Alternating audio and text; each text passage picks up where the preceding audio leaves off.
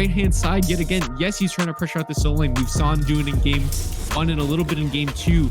His goal is to kind of just pressure out Snowflake. Terra! Oh my god! Oh my god! Brian Codex out here soloing Alfredo, the support, taking down the ADC. That's gotta be a clip that we throw somewhere, man. That was absolutely bonkers. Alfredo not feel the global ult, but she's here despite that. And we might see Apollo able to come as well. He does the final basic as Kairos tries to finish it off with the dash, but Fuzzy Clay did this, but regardless, it will be a Primal Fury going the way of Fuzzy and the Wuzzies, and now over 10,000 gold up before 20 minutes into the game, and it wants to be even more. Warden trying to chase out Kairos. It will be some peel, but Fuzzy joining in on the ultimate, gonna force out the ultimate from Kairos as well, and he might just get away, but it forces him to dash into a rough spot. Raijin dashes as well, trying to get damage from the Taiko Drums, who gets taken out before he can get more than one shot off, but Alfredo finding himself a double kill, looking for the triple. Fafnir low, triple kill coming out from Alfredo. He's going to look for the Quadra, getting low here, trying to find it onto the Artemis, but Double Mumble doing a great job of zoning him out and gets the dash to finish off the kill. Soul still alive, wants to put more damage into this Sobek, and he might be able to finish it off, and he does. 4 members fall from Going Ghost, only 3 members on the side of Fuzzy and the Wuzzies, and I gotta say, it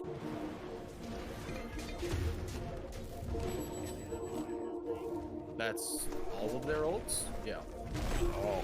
Huge! Oh my god! Huge. Yeah. Oh, Let's bro. go! My goodness.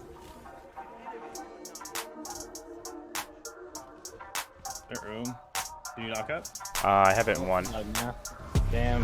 If we were all right, we could do gold. I just killed Matt too.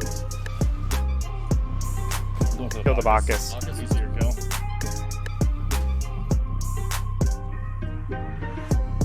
Coming over. Nice job. He jumped. Yeah, Nope. he jumped around me. Yeah, we don't have anyone else coming. He's gone.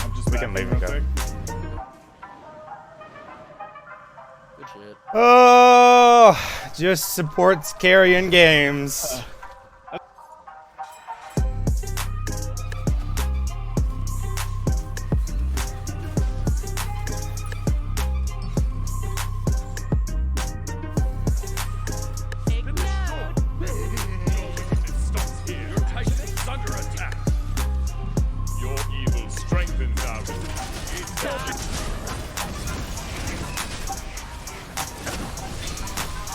All me, baby, all me! You really thought you could contain this amount of God-given talent? It's already too late to run, just give me the penta! You can thank me later? Nah, you can thank me now. Somebody's gonna end up calling the police if this cyberbullying. And I think that'll be it for the team fight. They're gonna try and back away and get away with their lives here after all said and done. That was a very tentatively played fight, but it's not over yet! What are you doing there? What are you doing there, Rack Attack? I'm glad you said it, because I was thinking the exact same thing. It's object permanence. Hey. That kill, but now it's the Gold Fury started up again. It's being pulled, it's being leashed. Ragnarok is used, pulling him further away. And Alien Nation going to pick it up. All members of Dismay instead put their attention onto Demise, and the Gold Fury became free. For the other team, still not there, rolling forward. They want to guarantee the fall to get the trade. They do. Weezer's found a second kill of this fight. Radical finds the third one onto Vibe, and it's all onto Blizzato to try and get away with this time. Doesn't have his crystals available yet, and Weezer gets a double kill in the end. That's an overall 4 for 1, and it looks like the Gold Fury as well. Massive turn for Alien Nation taking that team fight, and we.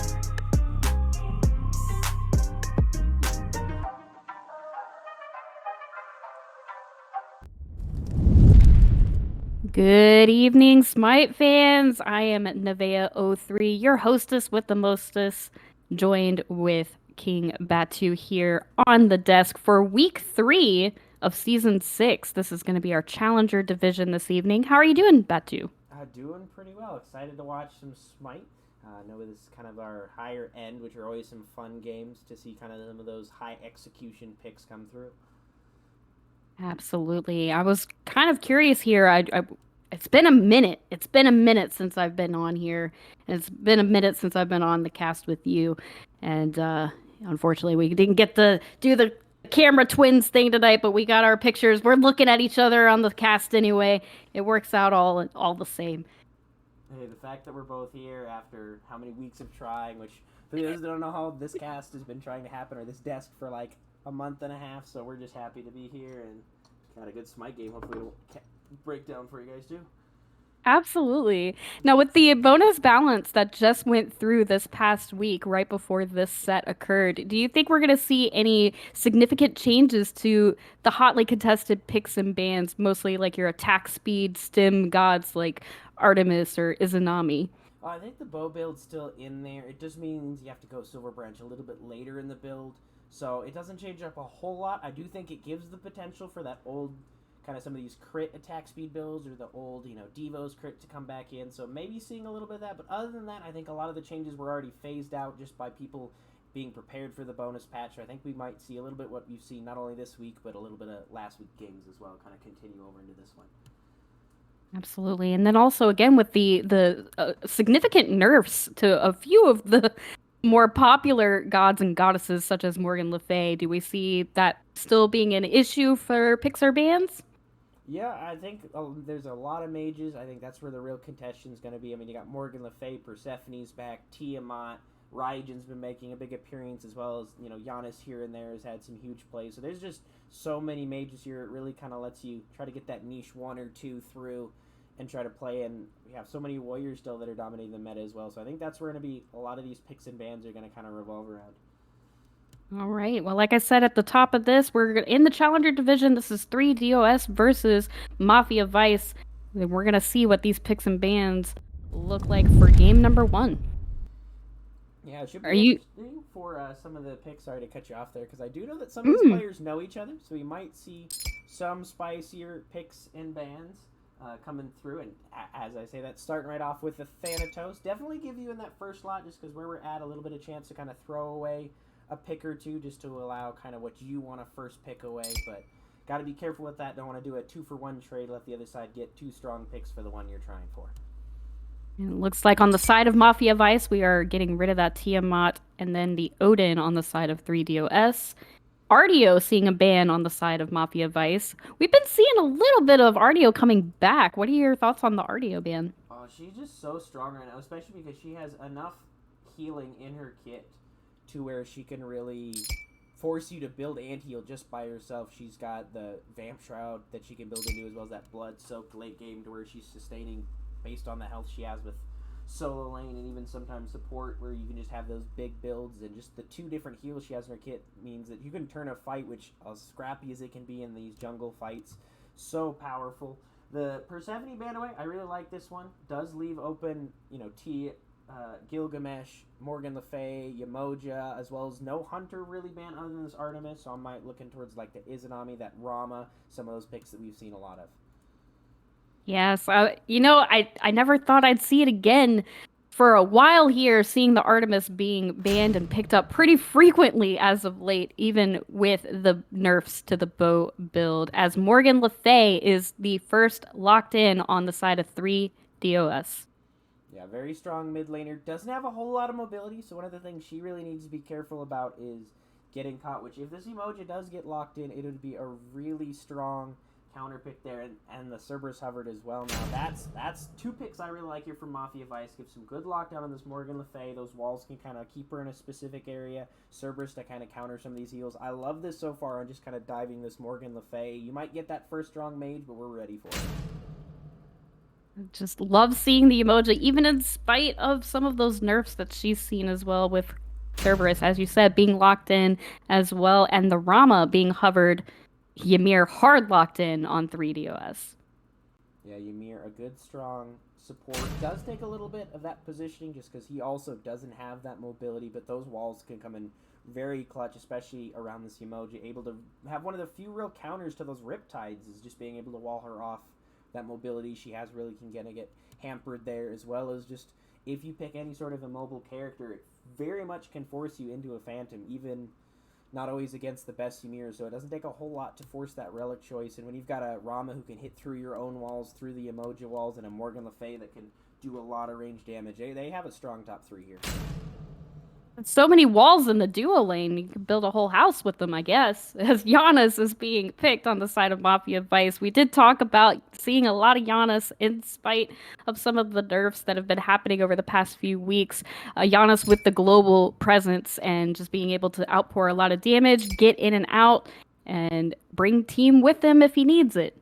What do you think about the Giannis? I don't know about this Giannis. The Rama with those that Astro Barrage has got some really good follow-up, even through a portal, can usually shoot through the range to kind of chase him down. And this Ymir, if he times it, lets this Giannis put down his portal, wall it off, and then freeze him, that's going to be Giannis's, pretty much all of his safety just out the window. Both of these supports, as I'm assuming the Emoji will be in that dual lane, Cerberus over in that solo lane, does mean that both these supports are going to have some really good pick and counter potential into the opposing mid laners. And we see the final bans coming out on both sides. Izanami and Heimdall on the side of 3DOS. And there's your Gilgamesh and Osiris bans on Mafia Vice. Do you agree with these bans as they're hovering over Hou Yi on the side of Mafia? Yeah, jungle and the Ymir are probably going into the support. We have seen it usually at the lower levels going into the solo role, and I think he's a little bit stronger in that support role just so he can be that extra bit tanky. I think that's really good. Osiris and Gilgamesh have some great flex solo and jungle potential, which looks to be what 3DOS don't have locked in yet. So really able to target both those out, and just 2 strong picks. Gilgamesh with that Winds of Samash, good zone control. This Osiris, just the early game pressure he can allow. Don't know about this Hou Yi pick. I know it's kind of a niche pick where people are able to play it pretty well. It does have that leap to get over the Ymir wall and have that ult drop to be kind of have a no play zone with this Emoja, but I don't know if I like it. Just with the builds, kind of doesn't really favor him. Usually favors around those kind of Transcendence, the crit builds, so which we've been seeing a little bit more of, but I think Rama in this dual lane is going to have a bit of pressure if this Ymir helps. I feel like I'm going to agree with you on the Rama over the Hou Yi, as Serket and Yorm are both being hovered on the side of 3DOS. Yeah, Yorm, such a strong solo laner right now. Seen a little bit with the Gilded Arrow. Gives him that extra bit of basic attack damage, with which his kind of breath basic attack does a lot of damage and gives him a lot of early pressure. And then of course there's Serket, one of the few hybrid junglers that we've seen of the assassins, able to build Pridwin, build very tanky, have that anti-heal in the kit, grab somebody, get some good combo and set up for the team. I really do like this 3DOS esports lineup, but it really is going to revolve around making sure this Morgan Le Fay and or this Rama don't get picked, because outside of that, they don't have a ton of damage. Serket's got a decent bit, Yorm can, but outside their ults, they can get very squishy, and utility kind of does drop quite heavily. They also do have a lot of single target damage on their team, so it could definitely make or break their team comp depending on how this game goes, as Camazotz is the final pick on the side of Mafia Vice. Yeah, nice safe pick here. Does interesting into the Serket specifically, as it looks like that Serket is going to be in the jungle here, unless we see something crazy like Ymir jungle Serket support. I don't think that's going to happen though. Just with those pools that you like to heal. Does have the leap to deal with the Ymir walls, and does have some good chase down on this Morgan Le Fay. Doesn't allow to lifesteal and that bat out of hell being outside of combat. But again, I think these picks really for Mafia Vice that I see are really going to revolve about getting this Morgan Le Fay, forcing out this Rama, and then fighting as a team using that mobility, those walls, and that dive. Whereas 3DOS, if they can get a pick first, they pretty much should have a pretty easy game. Which one do you think is going to take game 1? I think Mafia Vice has the easier comp to execute, but I think if 3DOS Esports executes early, they should be able to win this first game. Well, we don't have to wait too much longer as we tune in with the Voiceless One and Akira on the cast. Thank you very much, Nevea and King Batu. This is the Voiceless One here, coming at you live with another exceptional cast of the 3DOS Esports versus Mafia Vice here in the upper divisions of the Albion Giants League. And joining me today is Akira. We're hyped. We're ready. How you doing out there, buddy? Pretty good. How about yourself, my friend? I'm doing great. I got Smite to watch, and I am ready to watch it. I'm going to analyze the heck out of this stuff. Yeah. Definitely. So I do think that the Hou Yi pick is not necessarily terrible into this meta where you do see crit coming out every now and then. His passive does proc against that. Getting some early aggression over here in the solo lane, but I don't think there's much kill potential. I thought the Camazot's pick was interesting into the Serket just because Serket applies that anti-heal 100% so easily onto Camazot's. So interesting to see how those two will interact. Though I do think Camazot's does provide that dive that Mafia Vice's draft was sort of lacking. Now, if you have Emir, Serket, and Jormungandr, that's a lot of disruption, a lot of defense against the dive, protecting the Rama and the Morgan Le Fay. So the Camazotz is able to die for free with that ult. We'll see if it works out for him. And that Jormungandr not picking up the Gilded Arrow that we do sometimes see him take for extra basic attack damage, instead going to build straight into Pridwen to start out. So a little bit different, but also not different, as the Gilded Arrow is something that's a little bit new. Starting to see this is going back just a little bit older of a build. But yeah, I definitely agree with you. I think a lot of these team fights are going to come down to whether or not the dive from Mafia Vice can overcome the peel from 3DOS Esports. And that's just, I think that's really just going to be the question that gets asked here, is can the Rama and the Morgan Le Fay get enough peel to make themselves useful in these team fights, or will Mafia Vice take them out too quickly? Yeah, definitely. That is the question that will be answered in this game. You're right. Interesting to see that Fighters match start off of Jormungandr. Also interesting to see the Mannequin start from Serket. Cerberus getting a little low here. Yeah, he's going to get... It honestly looks like Cerberus is kind of getting bullied out of this lane by the Jormungandr early on to create... Ooh. The beads have to be used here, and it doesn't matter as the gank coming in from Camazotz will take down the Jormungandr. But without the help of that jungler, it was very clear that the Jormungandr was winning that lane. He already has a level lead over, well, I guess no longer, but had a level lead over the top of the Cerberus, who's also playing in the solo lane. So I think laning potential just falling a little bit in favor of the Jormungandr there. But the gank comes in, evens things out. That's the support you need from your jungler right there. Good team play coming out from Mafia Vice. Yeah, definitely. The willingness to gank the solo lane. There was a time when you just left the solo laners alone, and I do think that it's opened up the jungler's option a lot more in the current season. And on top of that, a little bit of a misplay there means that the beads will be down on the Jormungandr for another couple of minutes. So it is a possibility that we'll see some more action over there in the solo lane. Definitely going to be just a little bit vulnerable. Early kill does fall the way of Mafia Vice, but gold, pretty even. Notwithstanding that first blood bonus, it's still pretty even. We're still in the early stage of the game. Ooh, Blink gank coming in here as the Serket looks for a kill. And the Morgan Le Fay, or sorry, not the Morgan Le Fay, the Giannis. Morgan Le Fay will be the one chasing, but Giannis will make it out through the portal underneath the safety of his own tower. No kill going the way just yet, but they will force him out of lane. So Gank getting some free farm, getting a little bit of results there for 3DOS Esports.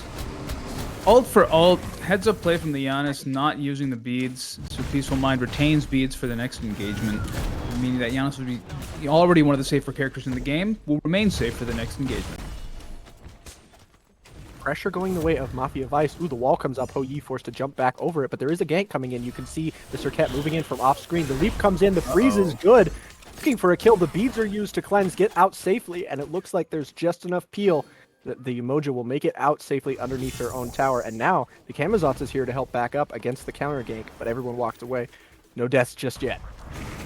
I'd still chalk that up as a win for 3DOS or 3DOS, not sure how they prefer to pronounce it, but getting the beads out of the Umoja, again, allows you to put pressure on the Umoja since the Umoja doesn't have any built-in CC immunity.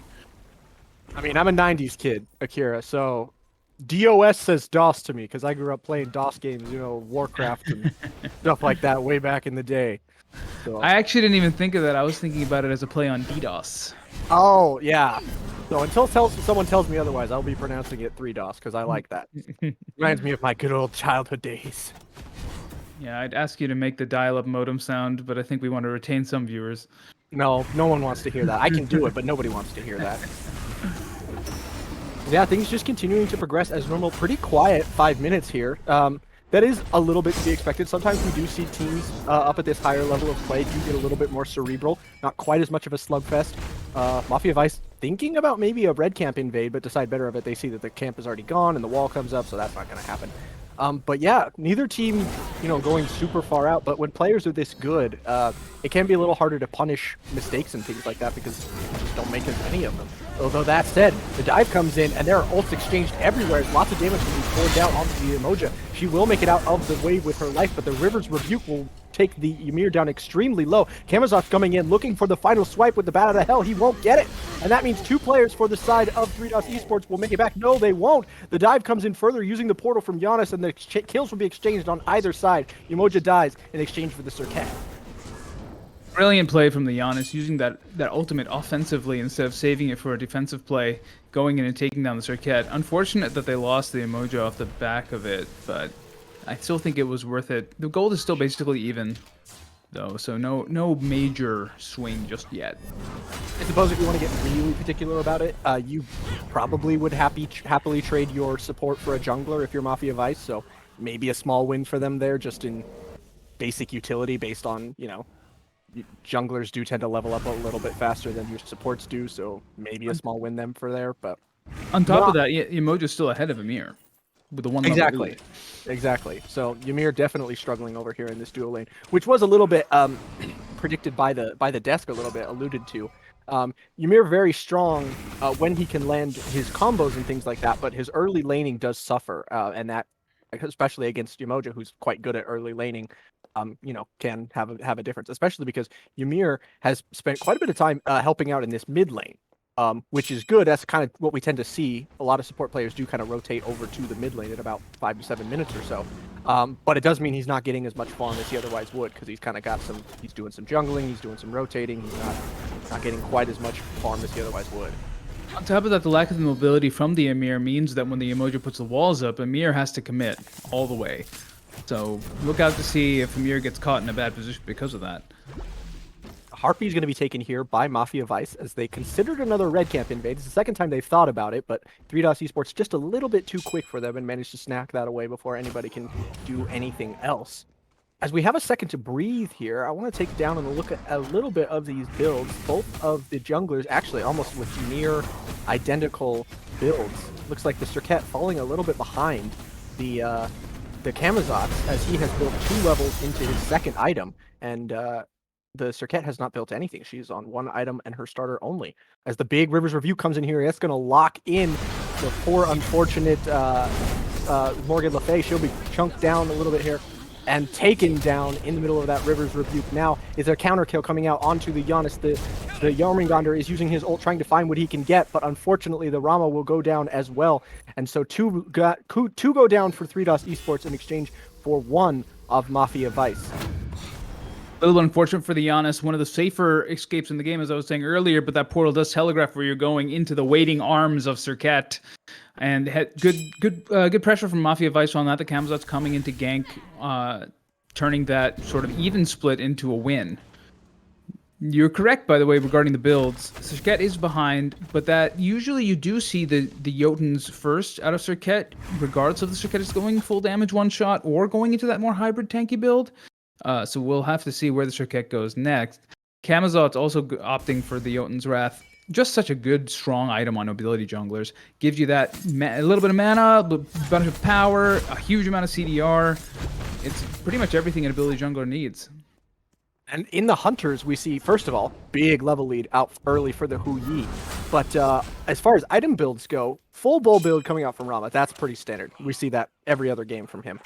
Things are looking different here for the Hu Yi, though. He's not going on quite so much of a meta build. Interesting throwback. Although he picks up Oboe, right? Did I say that? Interesting throwback, though. I mean, getting the Dev Gauntlet and the Gilded Arrow, that signals to me maybe we'll see some crit out of the Hou Yi from this, getting some power out of the Dev Gauntlet and then the Gilded Arrow becoming the upgrading to give a little bit of that crit chance. In addition to the Oboe providing some attack speed. We'll have to see what the Hou Yi goes there. Yeah, so far, like I said before, it's been a little bit more of a subdued game. Only 6 kills so far in the game at around 10 minutes, which is not entirely unexpected with a little bit higher level players, but it does mean that goal a little bit lower, game progressing just a little bit slower, maybe looking to be a little bit more of cerebral and strategic drawn out game. We'll just have to see how it plays out as it ends up going through here. Most of In fact, all of the players for Mafia Vice are at least on par or ahead in terms of experience. So they are ahead in terms of early lead here, as well as being about 1,000 gold up. Yeah, Mafia Vice was able to open up a little bit of a lead here, meaning that this Gold Fury the fight may be starting up sooner rather than later. Ult comes in from Ho Yi as opposed to the Bat Out of Hell coming in as well. So 2 ults actually burned from Mafia Vice and not really getting anything for them as 3DOS Esports, I think, come away in that little scuffle a little bit ahead, although the Ymir is actually very low, so I don't know if they want to scrap just yet. No, they don't necessarily want to scrap just yet, but those 2 ults being expended, as you said, does open up an opportunity here for 3DOS to fight back in, especially now that the Giannis ult is down as well. We'll see if 3DOS does opt to go back in, especially with those Rama snipes for the steal.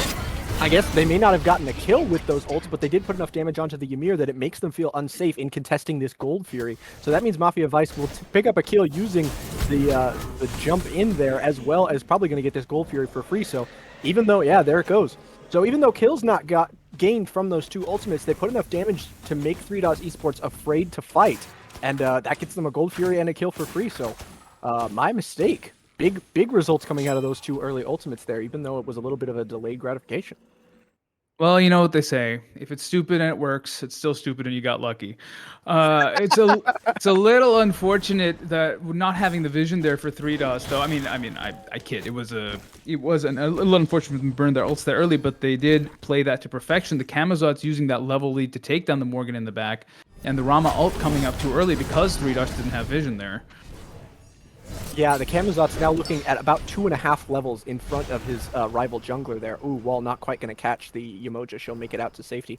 So, yeah, and in the duo lane, the Hu Yi with a sizable lead over the Rama as well. So those 2 big damage dealers on Mafia Vice are starting to look very scary, just because that early experience lead and the gold lead that goes with it, obviously, here in this mid game can play a huge role because you can chunk down and take out enemy damage dealers, enemy carries, before there's really that much of an option to respond, because you just have so much power in comparison to the other team.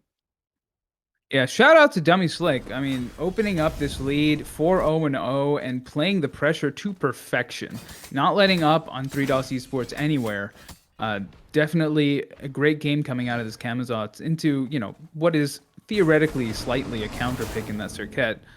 And we do see the Serket going into more of that tanky build. But Serket does deal true damage with the ult, as well as the Serket passive dealing % health damage. So she doesn't need to build all that much to be doing a lot of damage. And she does tend to lend herself just a little bit more towards kind of a hybrid build. She can do that if she feels that she needs to. So this isn't entirely like her being forced into an unoptimal build because she's getting, owned so bad by the enemy jungler. This is still manageable for the Serket, I think, with the build she has. No, certainly not. I think this may have even been the plan all along for Serket, to be honest, because Serket gets in there and ults, she gets blown up pretty quickly without some sort of defense to keep her alive. Leap gonna come away, gonna make sure they do not get taken down, as Mafia Vice are getting very aggressive around the Fire Giant, looking for a fight, looking for probably something, if not a team fight, maybe to set themselves up to pull Fire Giant and force 3DOS to come to them. It's very early for Fire Giant, but it's not too early to start team fighting, as the Ymir gets caught out. As we said before, he has no mobility. He'll use the freeze to lock down the Camazotz, but in the long term, the Camazotz will be much better at fighting. River's Rebuke going to lock him in. He's in trouble. He turns around, heading the wrong direction. The Moonstrike not going to get off the stun, and the Jormungandr is here to peel. The ult to lay down some damage. He's still alive incredibly, but the Bat Out of Hell will finish him off. Actually, it's the Giannis who finally takes down the Ymir, who stayed alive for an incredible amount of time, but still went down, putting 3DOS Esports down another kill and down a player, as a team fight has broken out here in the mid lane. They're looking like they want to take this tier 1 tower. Yeah, not only the tier 1 tower, a little bit unfortunate position from the Ymir, but we do see even the Jormungandr's low and may go down in the back here if Dummy Slick is able to hit it. Peaceful Mind is taking that kill, though. Dummy Slick will get punished for jumping so hard into the back lane in between the 2 towers, though. They'll get a counter kill onto the jungler, and him being higher level than almost everybody else means he'll be down for longer, and it's a little bit more painful for him to be out of the game. We do see basically that interaction that you expected of Serket versus Camazotz. The ult coming out. I'm sorry, Rama Snipes coming up. Not quite going to land anything there. Probably just looking to put on a little bit more damage. Maybe finish off that very low Cerberus who was looking to back. Not quite going to get it though. So we've got a 4 versus 4 back here in the mid lane once again, or it will be once this the Serket rotates over from doing her speed camp. So that means it's a roughly even game. Nobody out of position entirely yet, but Mafia Vice with a little bit more decisive play will immediately take Pyromancer because I think they realize that 3DOS Esports are a little bit out of position. I think that's the right call. There's not much that 3DOS can do here, just the Amir. And if the Amir's not careful, he's going to get... Brotherman is going to get picked up again, and picked again in this position. Yeah, he's all by his lonesome. He's tanky, but he's not that tanky. And it looks like there's a little bit of aggression onto him, but they will fall back. Yeah, Dummy Slick going in there without the ult, having already used it earlier in the fight, was just a little bit of a lack of respect, or maybe a little bit of tunnel vision to get that Jormungandr, which ultimately the kill went onto the Giannis anyway. So slight misplay, slightly over-eager and too willing to commit. But as you said, it's not like 3DOS, or it's not like they blew the lead entirely. Mafia Vice is still in a pretty comfortable lead in both levels and gold, though the level gap in the jungle has definitely been cut. Level gap's been cut, gold gap has been cut as well. So even though that fight was pretty messy, it kind of favors 3DOS a little bit. Oh, caught out of position is this Umoja. She will get blown up. You should not be there all by yourself. I think she was there to set a ward down around the Oni Fury, but went in without her team and got punished. Did the Informant going to grab the Ymir and yank him in? He loses a big chunk of health, but in the back lane, getting torn to pieces is the Giannis. He's going to go very low, but they're going to turn their attention over towards the Camazotz. He's running extremely low. In fact, everybody from Mafia Vice on death's doorstep, using the 9 moons to be, or 9 suns, whatever the Hou-Yi ultimate is called, trying to create some space, takes down the Camazotz, and eventually everybody will get pushed away, and this will mean that 3DOS Esports are going to take this Oni Fury here in the mid lane. As it looks like the Jormungandr, he's just here to zone. There's nothing that this Hou-Yi can do. He just gets bullied out of the way by a level 15 Jormungandr. So the Oni Fury goes the way of 3DOS Esports. And they come away ahead in that fight. Gold lead now just under, or just over 1,000 thereabouts. So they're bringing it back in a big way. Yeah, certainly. I mean, that's the nature of Smite. Once a team has a lead, they do have to be very careful not to make mistakes like that. The Umoja getting picked, one of the very strongest team fighting tools, and then 3DOS not willing to give up, they're going to go for the Gold Fury. It means that Mafia Vice has to fight there at a disadvantage, which means that they have to fight 5v4 without the benefit of the Umoja's power, meaning that they do end up losing the fight and the Oni Fury, now putting pressure onto all 3 lanes. Notwithstanding that Giannis is still 2 levels over the Morgan Le Fay. He'll get frozen, but he'll use his portals to get himself out to safety. Rama Snipe's going to look for the damage to finish him off. Not quite going to find it. So power still does rest with Mafia Vice. They are still the more scary team. The question is just, can they execute on that? Positioning maybe keeping them from getting exactly the sort of team fights they want. Oh, the blink in! The Serket will find the Giannis, and that is so painful. He's down for almost 50 seconds because he's level 16, so high in the game. They'll get a red camp invade as well and seek to put pressure onto this Umoja, who's not really in any position to stop this invade from happening. And I was actually just about to comment on that. Respect to the Giannis for that aggressive positioning, but it did cost him his beads, meaning that against the Serket, you're going down if she gets on you, and she did. And that puts Mafia Vice playing a little bit too loose here. Oh, bad out of hell. He'll be all right. I didn't know what was up. I was just saying, Mafia Vice playing a little bit too fast and loose here. They're giving up their lead, and they're giving up the pressure a little bit, meaning that 3DOS does start to take the opportunity to take these towers and maybe able to translate them into objectives on the map. I mean, these towers are... Oh, that's so sad! Oh, no! The saddest thing you ever seen. You can't get in from the outside, man! That's like that. That's that meme of Jordan Peterson or whatever, where he's like, "Let me in, let me in." Well, on the gates. I hate to correct you too much, but that's Eric Andre, who is basically Eric Andre. Oh my goodness, I'm so exact opposite of Jordan Peterson. Yeah, I don't know what I was thinking. I got so messed up. Nobody heard that. We're not going to talk about it, chat. We're not going to pretend that just happened. Legalized ranch. You do see a little bit of the power of that Jotun's Pridwin, in addition to the tankiness and hybridity it gives the Serket, is that you get very early into, what's this? The Serket's now at 50% CDR? Okay, I was about to say, good that Serket was already at 40, but now Serket's at 50. Interesting choice. But the Camazotz sitting on 20. Maybe if the Camazotz had 40, the leap would have been up in time to escape the Jormungandr at the wall? Who knows? But it is Mafia Vice is doing a good job of farming the map here. Despite a few misplays and a few lost team fights here and the kills being even, they do still maintain that gold lead. So it is still a 50-50 anyone's game. Yeah, after 20 minutes in, it could easily go either way here. Both supports at level 12, slap boxing around the Fire Giant. It looks like this is where the next fight's going to set up. This is around the time we generally see teams start to prioritize Fire Giant, and this is where I imagine we're going to see the next big team fight come out over this neutral objective here. Ooh, Stygian Torment going to pull the Ymir in, but nobody else really able to follow up because of an excellent wall placement already done by the Ymir. So very well played, keeps himself alive, and the Sunder Burned trying to get him down only takes away about 40% of his health, so he'll be just fine, and gets a relic down on the side of Mafia Vice. So that is nice to see. Just in terms of secure potential, Rama's ult is still up, but Giannis' ult is down. So 3DOS does have a window here if they can force the issue a little bit without getting picked themselves. Jormungandr is in the backline, just wrecking havoc on the backline. They can't put down the damage they'd like to. Even as the River's Rebuke locks everybody in, there's no follow-up damage because the Jormungandr is doing as he pleases in the backline. Huge ult coming through. That's an immediate death onto the Cerberus, but it's answered back by one on the Ymir. The Rama is on death's doorstep, but the Hou-Yi goes down first. Rama finally goes down. It's an exchange on the Hunters. There's 3 remaining for either side, and it looks like the Battle of Hell looking to secure a kill onto Morgan Le Fay. He'll get it. He's going to get one more onto the Serket. He's going to ult and get hurt. Will the poison tick damage be enough? It will! Oh! Damage takes him down. Giannis on death's door. The poison tick damage again. That's 2. Almost post-mortem for Moose, but he gets away onto that Serket and will get the kills he needs back in the fountain. It's just the Emoji remaining here. There's not nearly enough people alive to take Fire Giant, but 3DOS Esports comes away ahead in that fight. Gold lead almost in their favor. It's as near as makes no difference even at this point. But they will get their players back faster, so maybe with some decisive movement, can get themselves in position to start pulling Fire Giant first.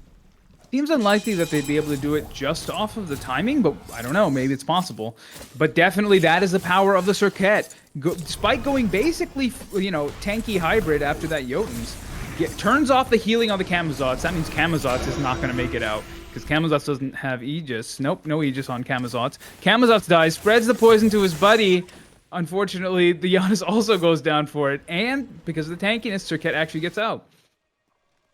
Yeah, so not thinking that necessarily the 3DOS Esports can get the Fire Giant for free here, just wondering if they had the opportunity to pull first, try and force Mafia Vice into a team fight they're not entirely set up for, but actually both teams spreading back out, wanting to take buff camps, maybe go back to doing a little bit of that farming right now. All towers in the tier 1 towers on the side of Mafia Vice are down. So that is contributing to the evening out of the gold lead here for 3DOS Esports. If they can get any of those tier 2 towers, it will be even better, as those are worth 1,500 gold apiece. So they can even launch themselves into the head. In fact, they're 300 gold in the head. For the first time in the game, I think 3DOS Esports is gained the gold and XP lead. And certainly the momentum is shifting. I see what you mean about the objectives. Correct, good call from you. They do take the Pyromancer, and now the fight is going on around the Gold Fury. Brother Man a little bit out of position here, locked in. Uh-oh, he's got caught in the River's Rebuke. He gets taken very low, but he'll manage to walk away because Dummy Slick is the target of everyone's aggression. Him and the Giannis go down. Holy cow, this team fight looked good for Mafia Vice going in, but it turned around on them in a big way. Now the chase is on. The Jormungandr are going to look for the knockout. He'll find it. They're extremely low. The Emoji goes down. The Serket's going to take down the Hou-Yi. Is this a deicide in the making? It looks like it because the Cerberus is down too. Oh, look away, everybody. It's filthy. Don't let your children see this. Lineant going huge in that fight. The Camazotz went down before. I didn't even see the Camazotz go down. Moose with good follow-up and chase alongside Free Dunk on the Jormungandr.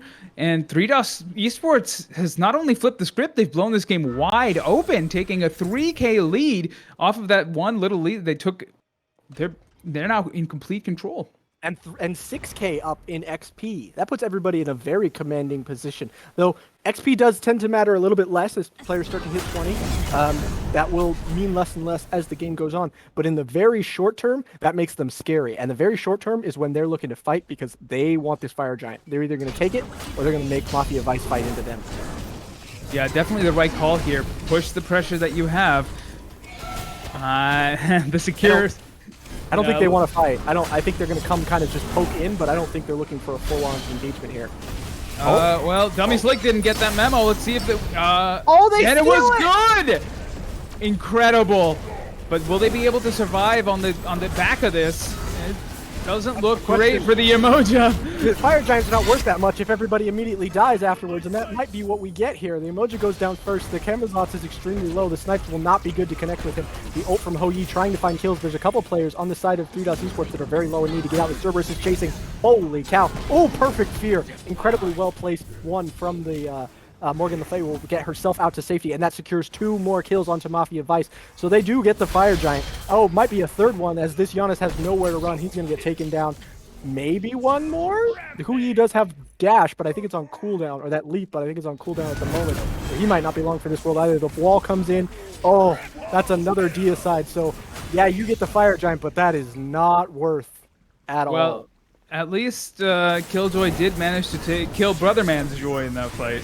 But yeah, indeed, and just another overstay from Mafia Vice. Camazot's ult is down. So many ults expended, some of them even before the fight started. You just have to retreat there once you get the Fire Giant steal. I think there would needed to be. I think that could have been. Oh wow, big Rivers of View coming out, gonna lock everybody within the Phoenix. She'll make it out through the side of the wall, but the leap is good. They're gonna like try and take her down again. Even though their couple players are extremely low, they're looking for the damage with the bouncing water ball. Not quite gonna find it. That's a dead Emoja. And now 3DOS Esports are in the exact position. They need to go now. Same as Mafia Vice right after that Fire Giant steal. You can get away with aggressive plays like that, but you need to be very consistent and move out immediately as a team. You can't have one of you retreat. Oh! Big snipe comes through. We'll get the Morgan Le Fay trying to find some punish there. Jormungandr's tanky. I don't know if he's tanky enough to 1v4. He also does have some mobility, so he may be able to get himself out. I don't know. I think this is a dead Jormungandr. I think he's going to sacrifice himself to let the rest of his teammates get away.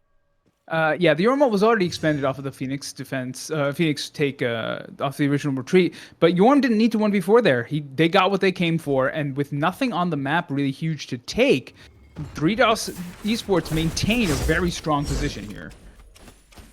Yeah, that's very, very unfortunate that they lost some people on the way out, but it comes out in their favor all the same. And that was kind of what we needed to see. It was trying to say, they started brawling. That was kind of what we needed to see from Mafia Vice. I think you can still go in as the Camazotz and make that Fire Giant steal, but then you all immediately need to run. But there's a couple players that are like, I don't know, maybe we fight this, maybe we can peel, I don't know. And then you end up losing everybody. I think if you take the Fire Giant and immediately just run, you come away ahead in that situation. Yeah, definitely. Decisive action is very important. And something I haven't commented on, because I didn't look at the builds enough, the Hou Yi was building into crit, and he completely juked all of the frontliners on 3DOS. We see 2 Spectral Armors, one on the Jormungandr and one on the Emir. No crit on the side of Mafia Vice, because he went from the T2 Wind Demon, sold it, and then went into the Chin Size build. So, a little bit of a tricky heads-up play from the Hou Yi, keeping an eye on the builds from his opposition. Well, one lucky thing is that, oh wow, big Hou Yi ultimate trying to find some space here as the carry Moose is in back, trying to get himself another kill. Very low, the Hou Yi goes down. Now the brawl is everywhere as it's Moose who's very low. They're going to have to jump out on the Serket. Rivers Rebuke locking in 2. The ultimate comes through from the Giannis, and he'll find the Serket on the way out. In combination with the Rama, that's 2 down for 3DOS Esports in exchange for only 1 from Mafia Vice, and now 3DOS needs to run. Moonstrike going to get the stun off onto the Ymir. There's just 2 here, and the Jormungandr is here to peel, so I think he'll be okay getting out, as a couple other players for Mafia Vice are off chasing the very low Morgan Le Fay. Are they going to get her? They will. Ummy Slick going to get the kill in the jungle on the Morgan Le Fay, so 3 now going the way of 3DOS Esports. And, ooh, are you going to be okay, Ymir? Oh, Portal comes down, and nope, going to miss the combo going along with it, but the Moonstrike will get 1 more stun. He's looking extremely low. The chase may be enough here. Oh, the portal comes through, and they will finally get the Ymir. The peel just not enough here from the Jormungandr. And now he's all on his lonesome. It's a 1v4. I don't think, yeah, ult is up, but I don't know if that's really how you want to use it. I guess it's better than dying, I suppose. Well, certainly. I mean, Jormungandr's ult can be disrupted from team fights, but also for the safety. And definitely a huge win for Mafia Vice there.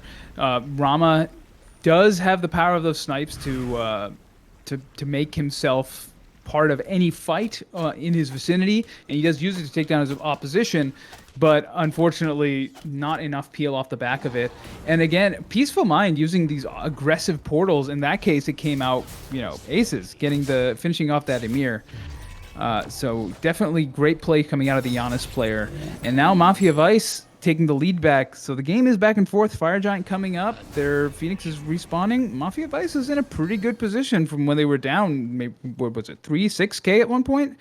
And EFG coming up next means that this may be the last dance of this game. Yeah, after 30 minutes, this is still anyone's game. Incredibly close, and I am so on board. Oh, no. Side. Oh no, Caught Out has to burn the beads. He doesn't have ult because he just used it. Moonstrike will get the stun off, but the rest of the team is here to peel. So this fight will eventually go the way of 3DOS Esports if they keep on chasing. They're going to have to be forced back just a little bit. Battle of the Hell forced out, not quite going to get what we need. The Stygian Torment misses everybody. Explosion from the Ymir ult going to place some players extremely low. The Cerberus is in the back, very low. The snipes come through, and he's down. That's now just looking onto the rest of the players of Mafia Vice trying to run away. Knock up good, and the Hou Yi goes down as well. Uh-oh, they had the lead for a moment there, but that team fight in the jungle goes badly against them. And now I think EFG can go the way of 3DOS Esports, which puts them in a very commanding spot to end this game should they so choose. Yeah, the only ult up left for Mafia Vice is the Hou Yi, but the Hou Yi is on the grayscale screen, and Rama, Linand on the Rama retaining the ult, meaning that, yes, this EFG should go the way of 3DOS. Because they're burning it very slowly. They are burning it slowly, but there's a lot of zoning coming out with that Jormungandr in their face, in addition to the fact that they had to clear the fire waves to prevent the Phoenix from going down again. And yes, there we go. 3DOS will take the EFG, and we're back and reset. So we'll see where they elect to take this pressure that they have just attained. After that slew of kills, they're going to have gold for days. I imagine they finish off their 6th item builds, most of them, or get close. And then they end up going the way of probably maybe mid lane, maybe right side, just push that wave in, use that EFG to take down some birds. If things go well in the team fight, they can end here as well. But there's still hope for Mafia Vice. They need a spectacular Phoenix defense. It's doable, but it's going to be tough. They do have to be on the same page with this Phoenix defense, but they do have the tools to make it work. Definitely the River's Rebuke can slow things down. Cerberus's Stygian Torment can slow things down. And depending on how long 3DOS takes to get to that Phoenix defense stage, there may not be that much time left on the EFG buff. So we will see how long it takes 3DOS to push up, as they do opt to go for the Primal Fury first. I question that just a little bit. I mean, I suppose it gets you some value, but I feel like when you have EFG, you want every second of that power to your advantage, and I don't know if Primal Fury is exactly what I would use that power on. But I tend to agree. I mean, in general, I prefer teams to dot I's and cross T's, but I think in that case, the patience does, as you said, work against them, since you're not going to, unless you're planning on backing here, which they're not, you're not going to get much value out of the Primal Fury. They will look to siege down this tier 2 tower. Look like a split push as the Serqet's doing the same. So they're going to take down both tier 2 towers very quickly. Probably group up as 5 or maybe split push as a 4-1 and probably try and take down these Phoenixes, maybe in the mid and left side here, as all the waves are in their favor. You can see the blue dots. All the minions are pushed very far up, which is a big help for 3DOS Esports in this siege. It actually looks like they're going to go between a mid and right side siege here. Definitely. Interesting decision, but it does take into account that the right side Phoenix is permanently weakened since it did go down before. So I don't hate this call from 3DOS, though I do think that, and they do have plenty of time left on the Fire Giant for now, but I do think that if they get a little too patient, they may end up wasting this opportunity. So hopefully they'll be able to push up and, hopefully for them, I should say, they'll be able to push up and start something sooner rather than later. Yeah, I definitely agree with you. I think there's a time for patience and there's a time for action, and when you are all level 20, these minion waves mean next to nothing to any of you. You don't need to push them up. They're nice to have, but you don't really need them. Look at how tanky that Ymir is. He can stand under the Phoenix all day long. It's time to fight. Into the and they back. agree. They're going in. River's Rebuke going to come out and lock in the Ymir and the Jormungandr. The ult comes out for the Jormungandr, looking to get the knock up. The Phoenix down to about 30% health as everybody pushes in. They may get the Phoenix and just back away here. Big ultimate coming up from the Hou Yi forces people back.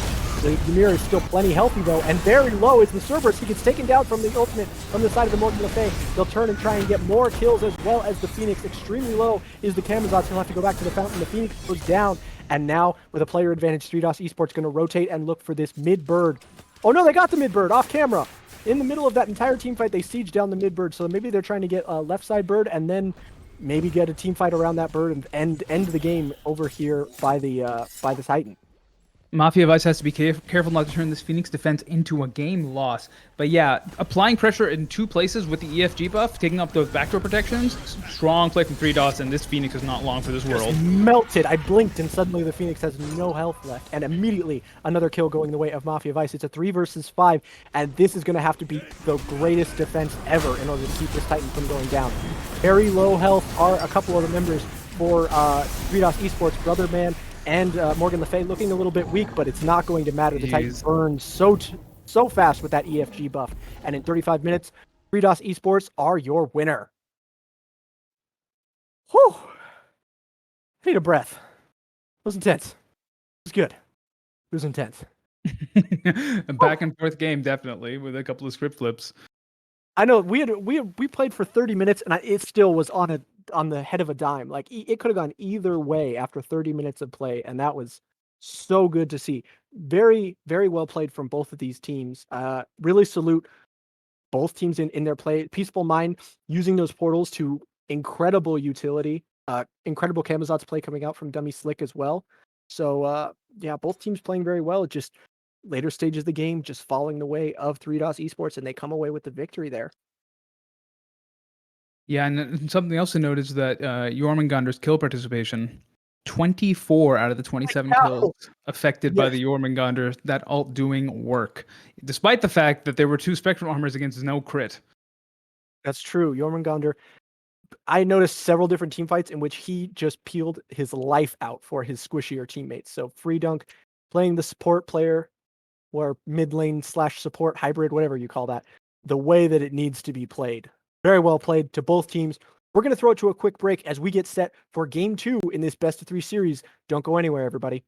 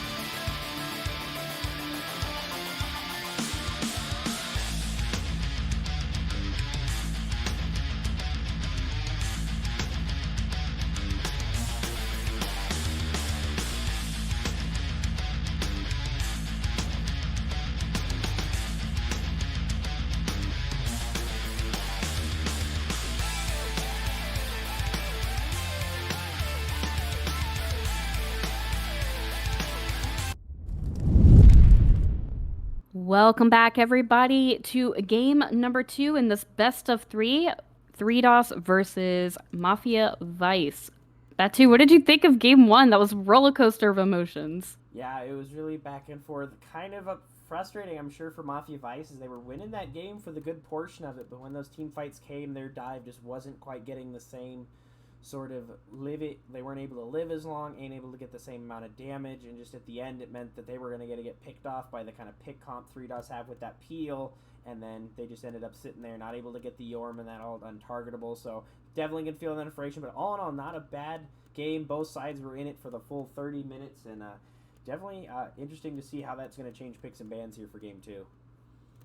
This set, it was Welcome to the Jungle. They had fun in games with the Circuit and the Camazotz. It was just everything was happening in that jungle. Do you think that what happened in game number 1 is going to greatly impact our bans for game number 2?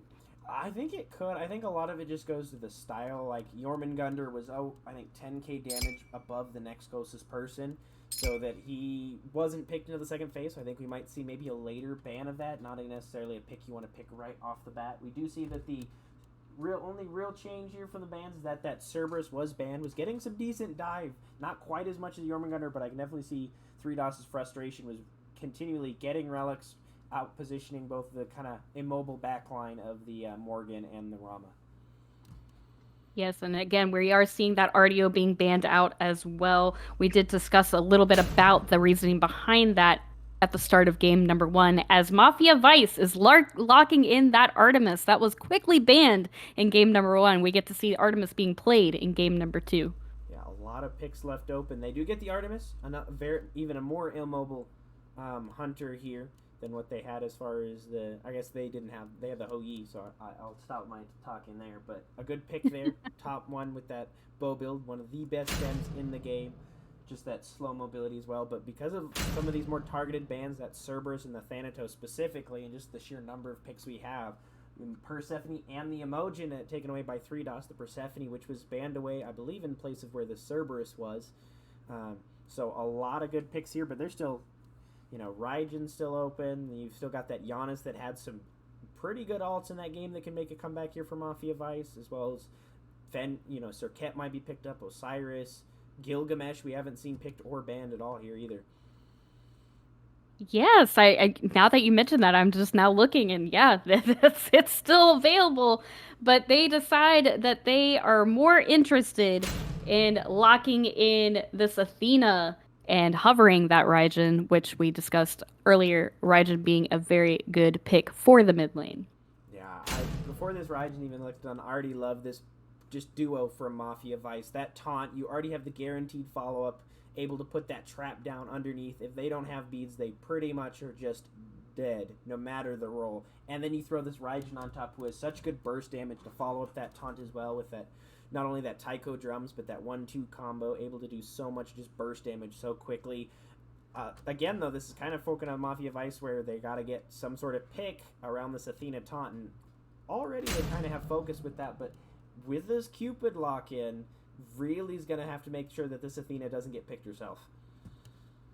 Interesting seeing this Cupid. What are your thoughts on this Cupid? We haven't really seen a lot of Cupid. Well, it's kind of that same feel, I think, as far as the team comps go. 3DOS is very much playing that just team fight self-peel with the Emoji ult, the Persephone ult, now the Cupid ult thrown in there as well.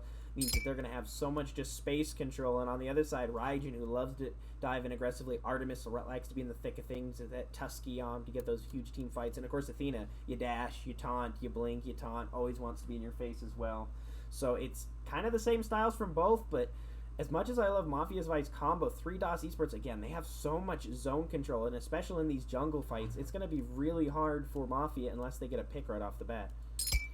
Speaking of jungle fights, we are finally seeing the Camazotz and Fenrir being banned on the side of 3DOS, with the Circuit being banned along with the Osiris on the side of Mafia Vice. I'm shocked there's no Gilgamesh ban. Do you think we're going to see a Gilgamesh be picked up? I don't know. Like, it would be good space control. Not a whole lot of follow-up outside of that, like, drop kick off this Athena taunt. Usually you want someone who's got some good range burst, something like, that Camazotz where he has that Screech and the vampiric bats he can throw, or Tsukiyomi where he's got that ranged one, stuff like that. But Naja locked in. I really am worried for Mafia Vice. If they don't get to control these engagements, they're going to have a cripple field waiting at the bottom for them after this Naja ult. May not be the best immediate follow-up like we like to see with the big mage ult like a Kukulkan or a Poseidon or even sometimes a Giannis, but just the sheer space, they're going to make sure whoever they grab, nobody's going to be able to walk near enough to save them. Game number 1, we had just had a totally different play style on the side of 3DOS, and now we're seeing, like you said, these big space makers on the side of 3DOS, as Daji is being hovered and Kukulkan being locked in on the side of Mafia Vice. More so of the same as far as this dive in here. Kukulkan, a little bit better dive, I think, than the Cerberus.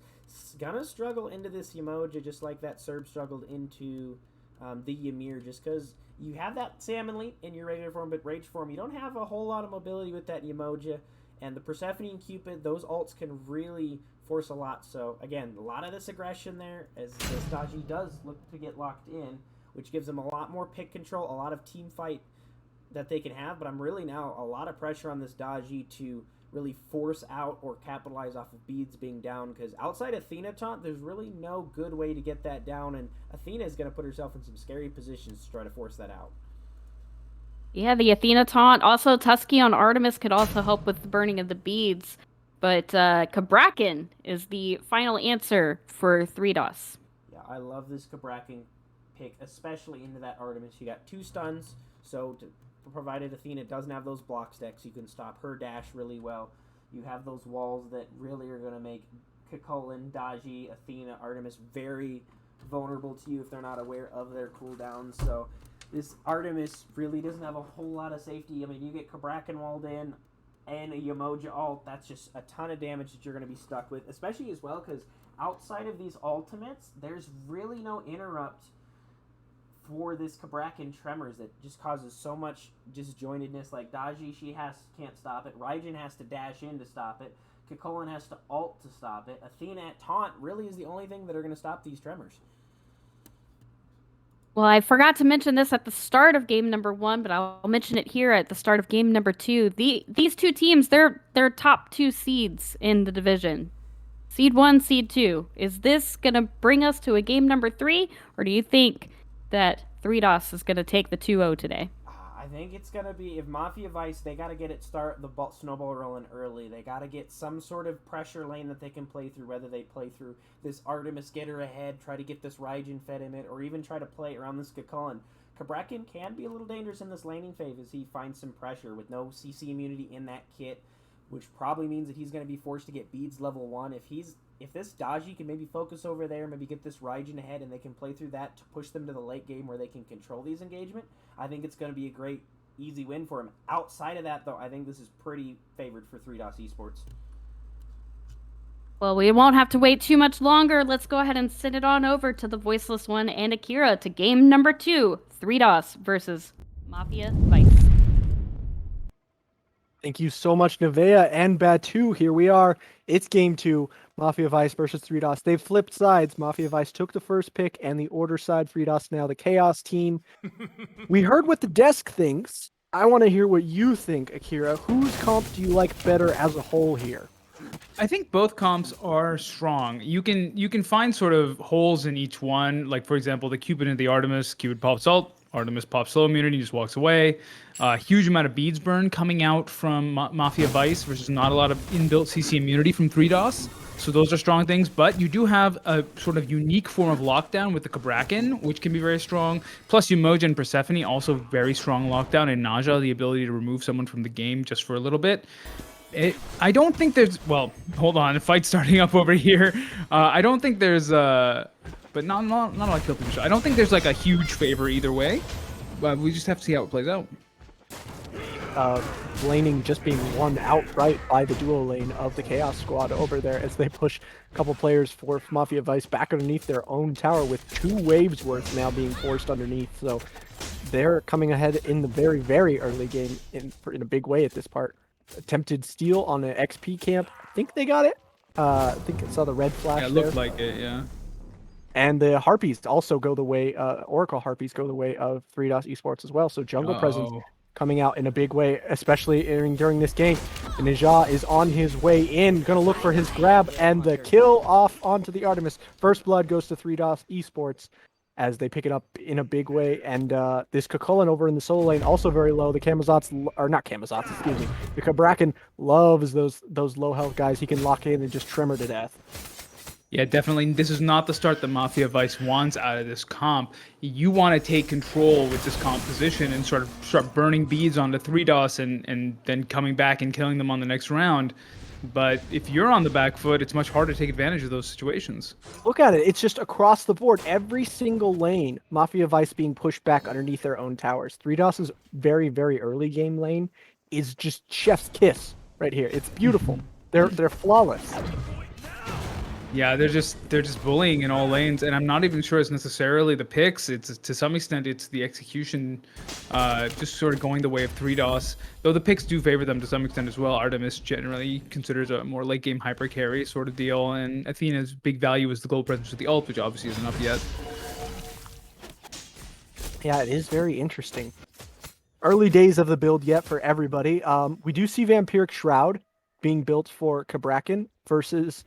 Just as we saw in the last game, the Fighter's Mask. The Fighter's Mask. Yes, thank you. Sorry, I was like, No worries.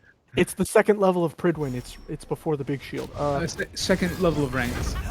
But Oh. anyway, good gank coming out from 3DOS there, and the big follow up it puts Mafia in a really bad position. That is another kill going the way of 3DOS Esports as they take down the Dodgy. Unfortunate there as the Kukulkan falls as well. So 3-0 early on for 3DOS Esports here as they're up about 1.5k in gold at only 3 minutes into the game. They are, you said as we first started that Mafia Vice had to get the game under their control in order to lead this game their way, and that is definitely not happening so far. No, certainly not. I mean, they do have ults that work whether or not you're ahead. For example, the Dodgy ult, the Artemis ult, they do what they do whether or not you're ahead. So they're not out of it yet, but this is not a great start for them, especially since the ult, in terms of who has ult, there are more ults on the side of 3DOS already.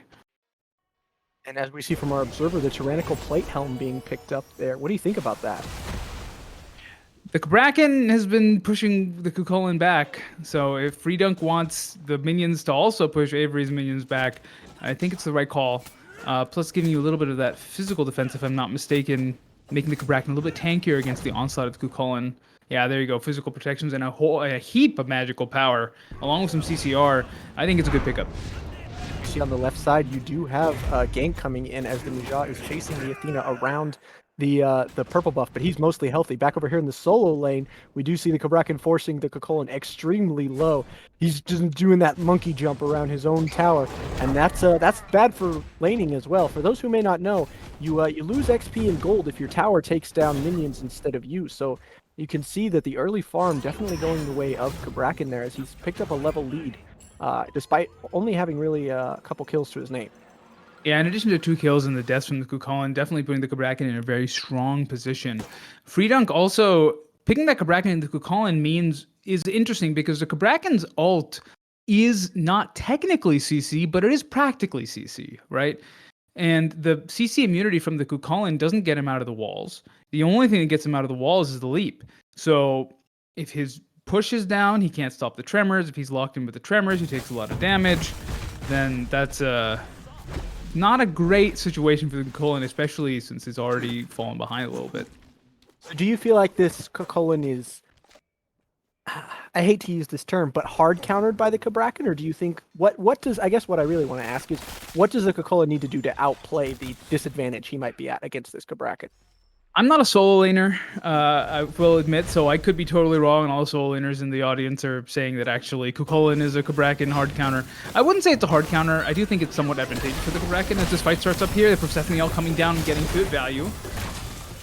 Going up from the Ninja, going to get the aerial kill as the ult from the Dodgy threatening to pull everyone back in, but beads are burned. Nobody gets yanked back into that and stunned. The Dodgy now extremely low, but will find the final slash as he dashes away against the Raijin. So that's 2 kills going the way of Mafia Vice as they look to equalize the score. The dash coming through from the Persephone. She'll make it away from the Artemis as Tusky had picked up a stun, but not the kill. So 3DOS Esports not really getting the better of that fight, but they do walk away with still a 2-kill lead. Definitely the kind of fight that Mafia Vice wants to take there. They do have the advantage of giving... Fields of Love, gonna whiff. Exactly. That's the power of the Artemis slow immunity, right? You just walk right out of the Fields of Love, and the Athena's here now, so this could be a problem for the Cupid. Taunt comes in. I think he's not long for this world. Ooh, good dodge. Juke shoes on, but not enough. But as I was saying, effectively, even though Mafia Vice was down there theoretically, the faster rotation out of the Artemis, in addition to those ults that don't really care about their level, right? Dodgy pulls you no matter what the level is. Tusky stuns you no matter what the level is. So that does bring Mafia Vice back into the game a little bit. Hasn't cut the lead entirely, but showing signs of life. Not out of the game just yet. Absolutely. And actually, Raijin is picking up despite his death earlier. Oh, and potential death once again. Going to use the beads to avoid the grab and the Moonstrike, so we will get himself out safely, but that's no beads for the next 2.5 minutes. It's a long time of vulnerability for this Raijin. But what I was going to say is, despite his death earlier, he has actually picked up a lead in the solo lane over the Persephone. And that is the one spot that seems to be going better for Mafia Vice than than 3DOS Esports over here. Ooh, looks like we talked about, locked in with those walls. No Tremor follow-up, maybe on cooldown. There it is. There's the Tremor. After a couple slams with his second ability there. Will not quite get the kill, but will force the Cocolan back as, very low health here. Getting back in and killed is the Cupid, but there's a couple of players here low for Mafia Vice. You're not trapped in here with me. I'm trapped in here with you. Everybody's dead now for the side of 3DOS Esports, though, as a couple low players get out for Mafia Vice, and only the Persephone remains here on this side of the map. She'll make it out underneath her tower, as the Cocolan was left over in solo lane, wasn't able to join that fight. So Mafia Vice catapulting themselves into the lead in terms of kills, lead pretty much even at this point. Yeah, Mafia 3DOS Esports starting up the I'm not trapped in here with you, you're trapped in here with me, but Mafia says, nah, you're actually trapped in here with me. That huge amount of CC coming out, and especially in the early game, these beat timers are so crucial as Persephone takes a lot of damage. I don't think she makes it out. I think with the dash, yep. Ooh. Finally pick up that kill using the dash on the Raijin there. So he has now ballooned his lead up to 2 levels, up to 11 already. And that Persephone's going to spend another 20 seconds in the grayscale before she can come back and start farming again. And just as we saw in the last game, this game is back and forth. Despite an early, strong opening from 3DOS Esports, Mafia Vice has brought it back to parity on gold. They're ahead on levels in general. This game is now back to even. These teams are so evenly matched. I could watch them play all day. Like, it's so good. Yeah, I mean, if they keep playing the way they do, we will be watching them all day. This patient style of Smite, not too much overcommitting. I mean, I don't mean it as an insult. Obviously, it's smart. You have to show respect to an opponent that can play on your level. Absolutely, and big respect being shown from both sides. I think that's why we see these moments of kind of lull in between here. We get a couple teams each going, well, they were really tough in that last fight. Maybe we don't want to brawl again right this instant, because, a team that you don't respect, you're willing to take fights against all day. It's the team that you respect that makes you think twice before you go in. Taunt coming out here, going to yank the Neja back in. He's going to get thrown down to about 30% health, going to have to dash away. The Raijin using the Taiko Drums, going to finally pick up the kill. That's one player down for 3DOS Esports. Mafia Vice getting what they want, as the Daji, extremely low, going to use that slash for a little bit of movement speed, get himself out to safely, so no counter kill going to come through. 8-4 in terms of kills, and gold lead now over to Mafia Vice, as I think we have a pause here. Yeah, a little bit of a pause here. Just going to comment on the Naja ult. High risk, high reward ult, or maybe not, maybe medium risk, high reward ult. If you miss that ult, you are in a spot of bother, since that's your CC immunity and that's your escape gone. Whereas Donji, you sit on that tower for the Paola for a little bit, and then you decide where you want to go, and you go there at the most advantageous situation.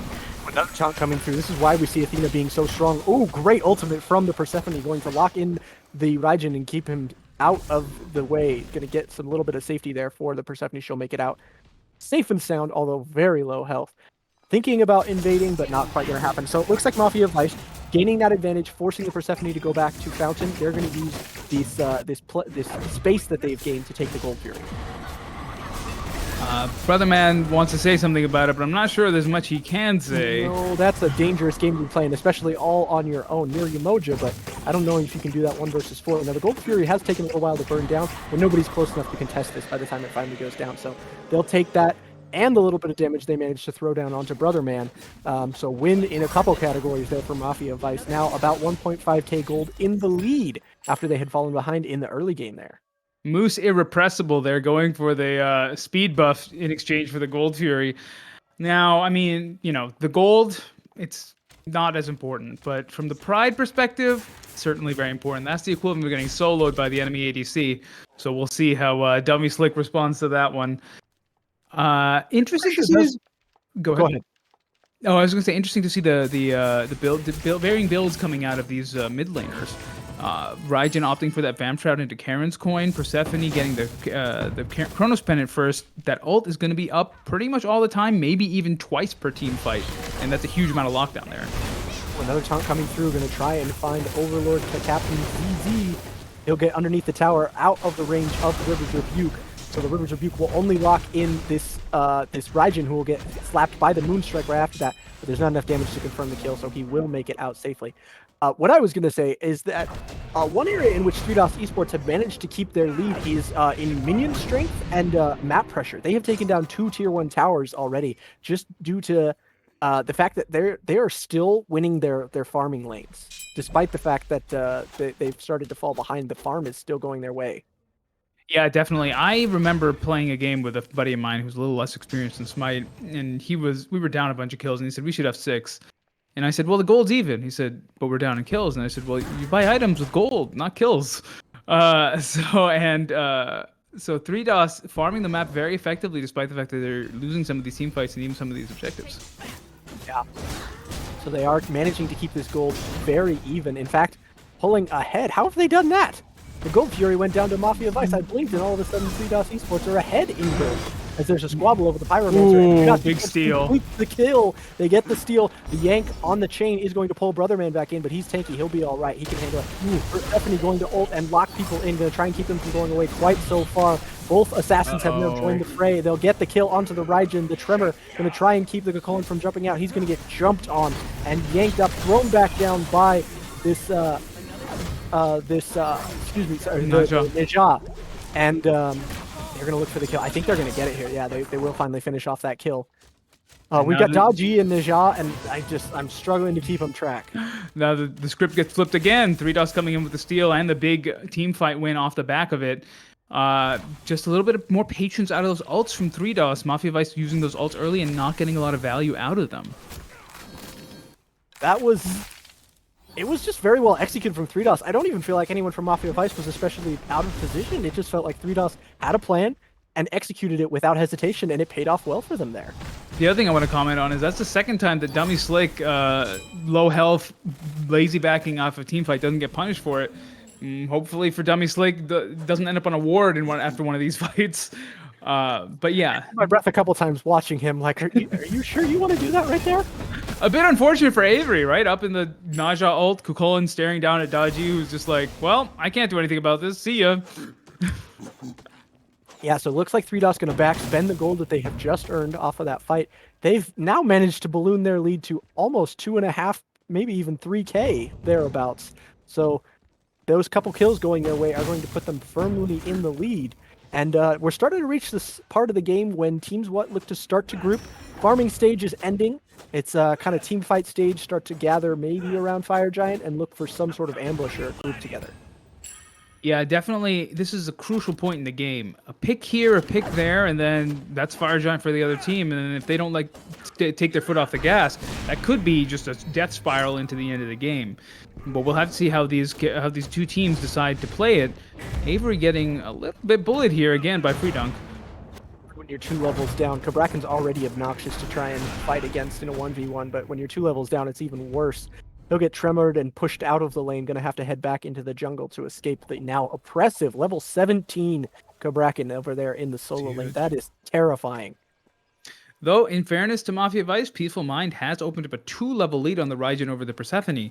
So it's not all bad news for Mafia Vice. Again, the game is definitely in 3DOS's favor at the moment, but there are opportunities here for Mafia Vice to push in, and they've shown that they can take advantage of them.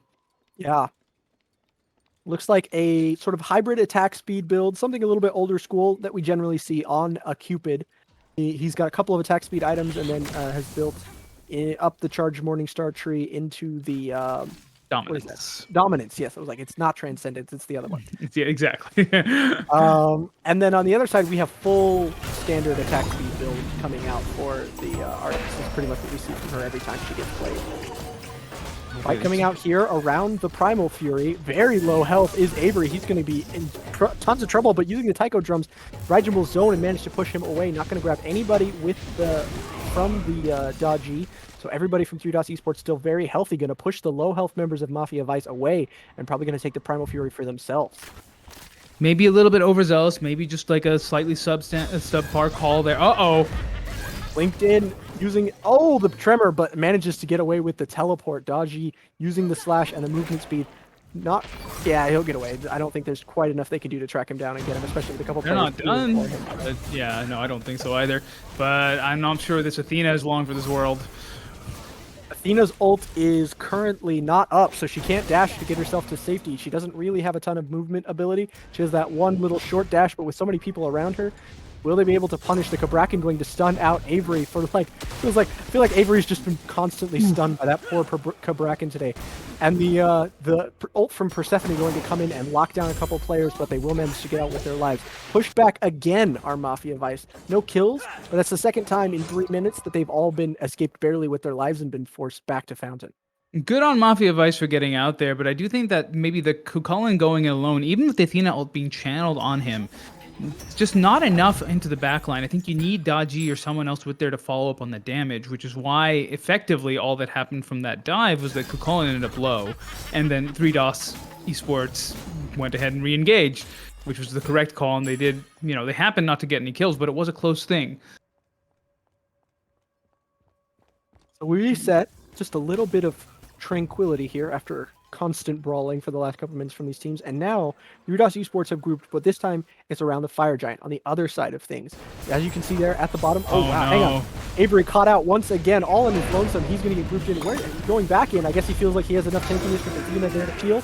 Going to use the Tremor, not going to quite get enough. The Pyromancer will go the way of 3DOS Esports, and they'll find the kill onto the Kukulin. The Athena dashes in looking for the taunt. Not going to quite get the kill enough for anything sort of damage that way. And then over on the other side, split pushing is this Artemis. She's going to try and take a tier 1 tower as consolation for both of the frontliners for Mafia Vice going down. I don't think that's necessarily a trade you want to take, but I guess when you're not going to make it over in time for the team fight, you take what you can get. So she'll get a tier 1, maybe a tier 2 tower in exchange for her efforts, but the Fire Giant is now going to go the way of 3DOS Esports. From bad to worse for Mafia Vice there. Oh, well. I was going to say, unless there's a really heroic attempt at a steal here from Dummy Slice, not quite going to make it work. They'll get the Yankee in with the pillar, but nothing to get the kill. And overstayed the welcome. So you are right that the Artemis getting what she can, Killjoy getting those 2 towers, that's not nothing, but in exchange for Fire Giant, Pyromancer, and 3 kills, not a trade you want to take. Just a little bit, again, that desync there, Kukulin going in, getting the Athena ult on him, giving the mitigations he needs to survive, but then he decides, okay, well, I'm going to go in and start fighting again. The rest of the team just wasn't in position to follow up there, which led to 2 deaths. Then the Daji going for the heroic steal, again, doesn't use the Palau to get out, tries to go back in to, try and get 1 kill off of it. Daji at level 14 with no tankiness, unlikely that's going to work. Also a bit of a late Transcendence call from the Daji player here. Not sure how Dummy Slick is going to be able to stack this, how effectively Dummy Slick is going to be able to stack that Transcendence, especially with all the pressure on the side of 3DOS Esports pushing them down. Farming your own jungle is going to be difficult at this point.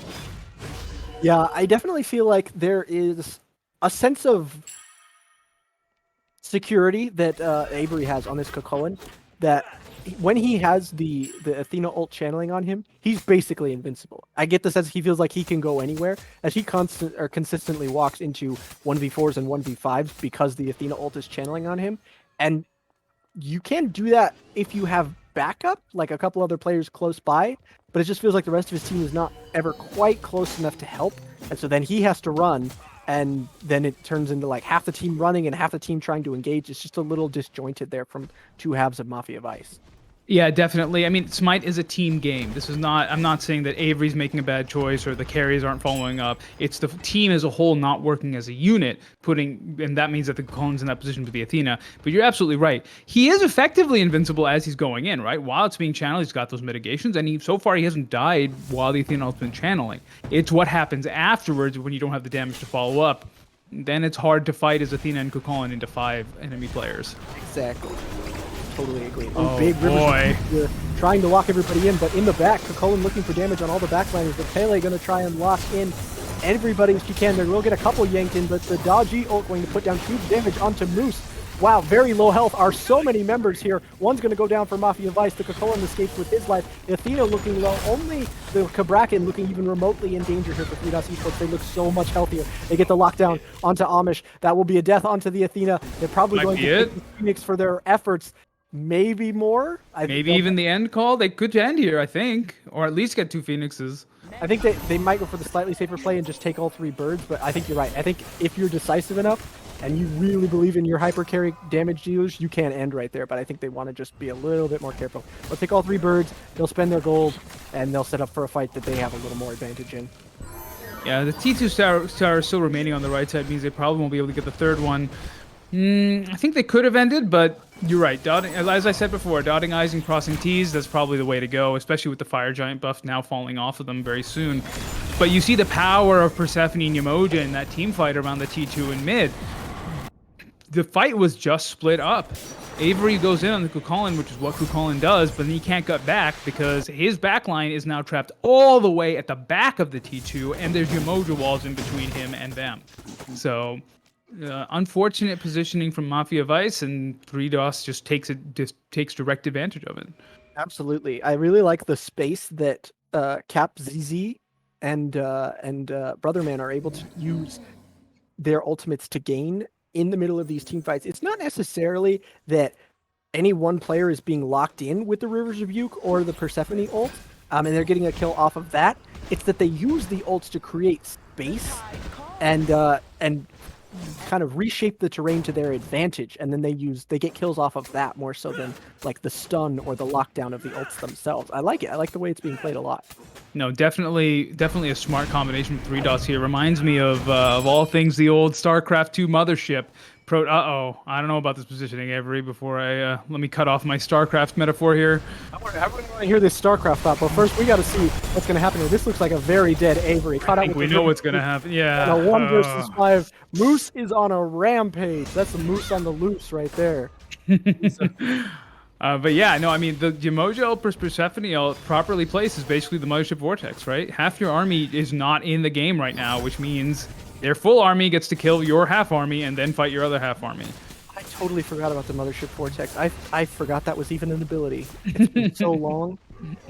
Oh man, that's great. That's such a throwback for me. Well, 3DOS Esports will get the Pyromancer, and Fire Giant is almost back up, and Avery's down for another 22 seconds. Oh no, you're hero by yourself. You're tanky as Athena, but I don't know if you can tank all 5 of them. She's trying to run. She's running in the wrong direction. The wall goes up. Nope, that's a dead Athena. No. Amish, that is just painful. Maybe a split push here. They might try and take the Phoenix. Nobody's close. There is Free Dunk backing. Couple players backing. The remaining 3 that are staying here are going to take this Fire Giant, and yeah, they will be forced to back away from the Phoenix. So good prioritization of which members need to back and which members need to stay for this Fire Giant. They not only keep their Phoenix alive, they also get the Fire Giant as well. And now they can siege down this tower and the final Phoenix. And if this fight doesn't go well, this is a 3DOS Esports victory right here. Definitely. Yeah, no, I think that's a very good coordination out of 3DOS, knowing exactly who to back, who has to back to defend that Phoenix, as you pointed out. I sort of understand what Amish was going for with that Athena pathing, just to sort of like slow everything down, find any avenue they can to get out. But you need to ult out there, I think, and maybe it was just a little too late. So a little bit surprising here. You don't often see Kabrakan on the top of the player damage charts, but in a commanding position, and 3 out of the top 5 on 3DOS, which makes sense as they are in a bit of a commanding lead here. The closest being the Raijin, the 6-1-1 Peaceful Mind on the side of Mafia Vice. But yeah, Free Dunk is I mean, whether the dunk is free or not, he's dunking. He is definitely carrying in the damage at the moment. I think he catapults himself up that high in the damage charts just because he gains such a huge lead over in the solo lane and translate that into what is pretty heavily into damage for a Guardian. We do see a couple defensive items, but there's a lot of magical power built into that as well. So that helps. When you're as tanky as Cabrakan, you can kind of afford to walk into people and throw down damage at your leisure. Yeah, a lot of hybrid item build there, making that Cabrakan not only a defensive powerhouse as Cabrakan is in general, but also, as you said, pumping out that damage. If we go into the Phoenix fight here. Again from Amish, going to look to try and find a taunt. Not that many going to get some damage off of Rivers Rebuke. Once again, segmenting this fight. The tower going to pull back Free Dunk into the fray, but he will be get out just fine as he is very tanky as that Cabrakan. Oh, caught out all by a split push over here from Limian. He will get away. Wild Moose, not even taking all that much damage, will get the ult off and will even get almost a kill for his efforts. Now the Phoenix probably going to go down. One down in left lane. Amish going down in the middle of everything, trying to stop the minions doing damage to the Titan. This is going from bad to worse. There's now 2 birds, 3 birds down. The Fire Giant buff is on everybody. I think 3DOS can end here if they're decisive about it. There's 31 seconds until Amish is back. All the players are healthy on both sides, so there's a small chance here. Nope, not if you lose your Artemis right that quick. I think this is it. I think this is 3DOS. Yeah, this is it. After an incredibly close set. All respect to Mafia Vice for playing their hearts out, but 3DOS Esports will take it away in 2. Yeah, definitely a more dominant performance out of 3DOS in the second game, but again, still a back and forth game. Mafia Vice definitely had moments where they were back in control and could have taken the game, or could have, definitely were not done by any means. That was incredibly well played from both teams. I think team coordination just not quite gelling quite as well as I think Mafia Vice would like it to in that second game, but they still played extremely well in both games. This is one of those games where the score line does not necessarily reflect how close things were. This is not your average Smite 2-0.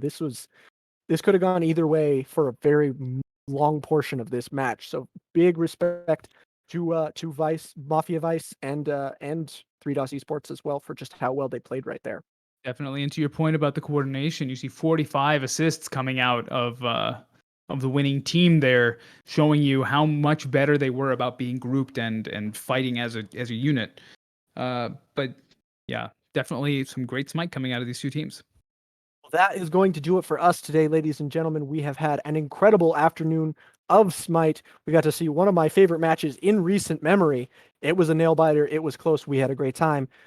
Make sure to come back to Albion Giants League for all of our Smite content, as we have all sorts of great Smite games played weekly. You can come see all of those and jive with us here in the Smite community. We've had a blast today. Thank you for joining us, and we will see you next time.